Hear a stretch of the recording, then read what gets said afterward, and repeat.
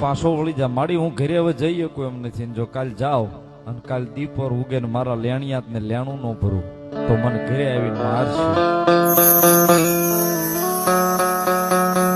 બધા તારું કેટલું લેણું છે? હવે ઇકબાલ ને એવું થયું કે અહીંયા કોઈ પાળે હુતા હશે, કોઈ ગરીબ માણસ હશે અને કદાચ મને આવી રીતે ઓલું કર્યું. માડી તમારાથી નહીં ભરાય, મારા માથાના વાળ છે ને એટલું મારી માથે લેણું છે, એટલે મને મરી જવા દો માં.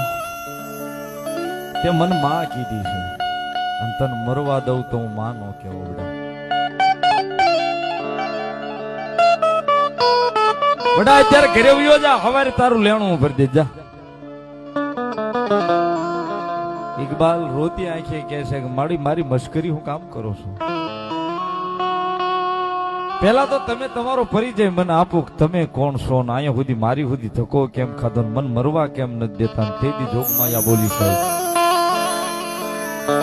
હજી હમણાં કલાક પેલા અહીંયા પારેવડી ચોકમાં એક નાની એવી ડેરી છે, ત્યાં રોતી આંખે કહીને આવ્યો કે માડી માં છો, મારા પહોળા નીકળે એનું ધ્યાન રાખજે. તારા દીકરા દીકરીનું મન ભલામણ કરીને આવ્યો ને મન માં કીધી છે.